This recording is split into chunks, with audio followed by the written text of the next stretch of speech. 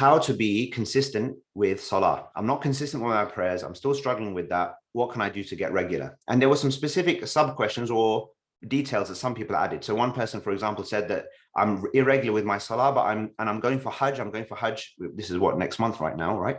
And so I'm in mixed feelings about my spiritual state because I'm kind of, I'm worried about what it's going to be like after Hajj. Basically, I'm kind of in this halfway space at the moment, but I'm going for Hajj. That's a big deal. Of course, I want to, maybe reform and change myself, but I'm perhaps already not confident about whether I'm going to do that or not. Okay, so there's that cycle going on. Somebody else talked about, how to be consistent with the ups and downs of life, meaning sometimes when times are good, we are motivated to pray, perhaps, and when times are bad, maybe not so much, we get put off. Or maybe for some people, it's the other way around, right? When times are bad, we're motivated, but when things are at ease, we become forgetful. And also when there's no support from others. Okay, so let's talk about this. So the consistency in Salah, and some of you, may be familiar with this already in terms of things that we've discussed before, but just it's always a good refresher and a reminder. And even if you are consistent with your prayers today, a challenge may come. At times it may come when obviously you feel challenged by this.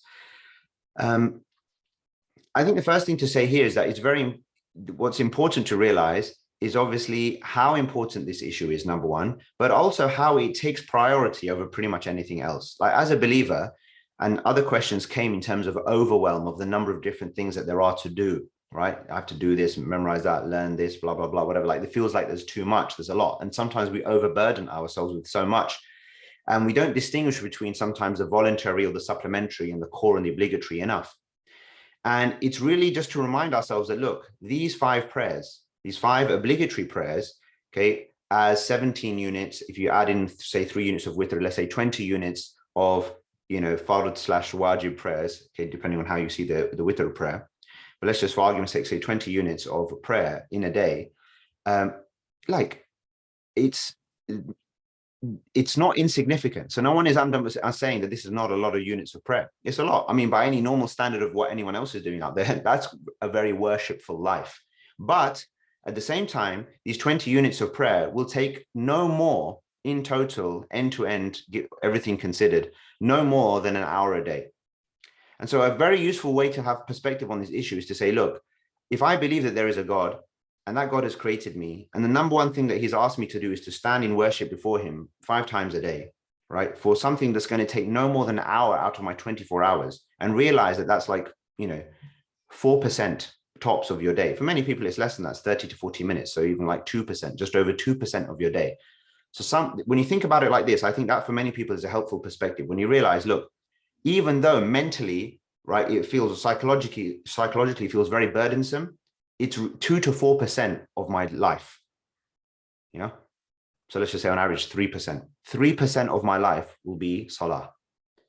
97%, okay, is pretty much whatever else. So is it really that burdensome? Is it really that tough? I know it feels like it, but if we have that perspective, maybe this will help. So that's one thing.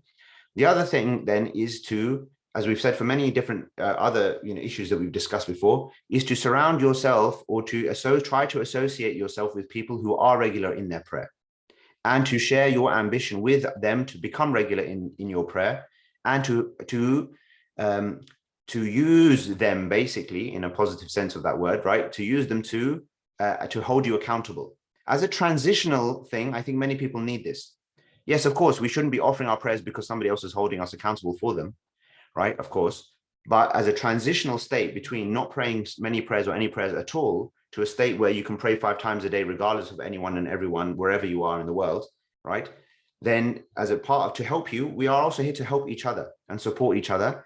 And so try to, whether it's in your family or friends, okay, even frankly, amongst this community, if you don't have anyone in your family and friends, then reach out and inshallah, maybe that can happen, right? And we can buddy people up or what have you, just as a way to do that, to talk to each other, help each other, what have you.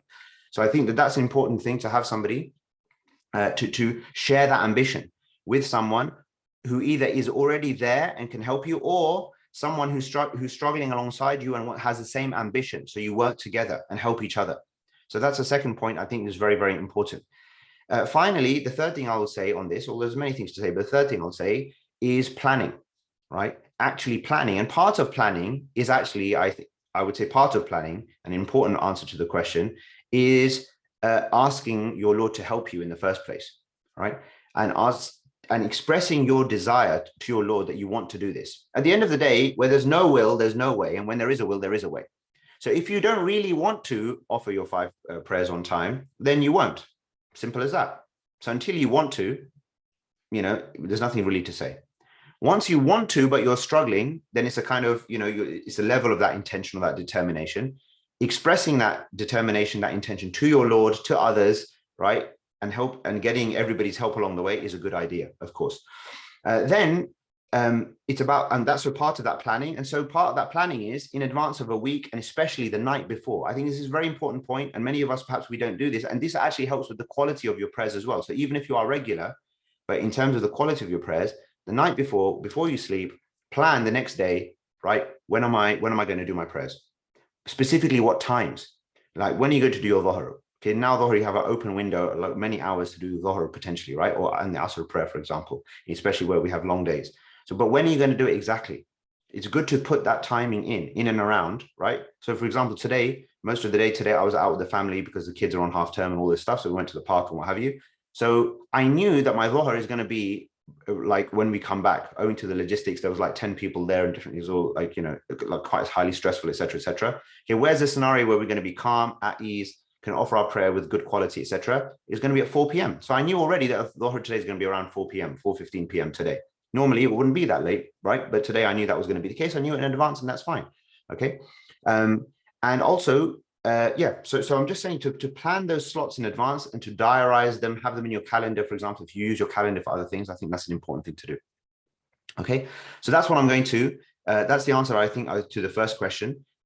In relation to the specific things about the volatility that might come because of the conditions. Now, there you have to see, right, there the perspective to have is that, look, in a way, the whole point about Salah is to put that stake in the ground regardless of the ups and downs, okay? So whether or not you feel really happy and elated right now because of how your life is in a particular day or a moment, or you feel, really challenged and things have been, you've just had the worst day, right? You've had the worst day at work, the children are driving you nuts, perhaps your, relationship with your spouse or some other family member is really not going well, you're really apart, you're just really feeling the weight and the burden and the struggle a lot. Then you have to then realize, in good times, gratitude. Let me thank my Lord for what I have. It's only right that I thank my Lord for everything that I have. And in difficulty, it's only right that I turn to my Lord, because no one else is going to help me except for him.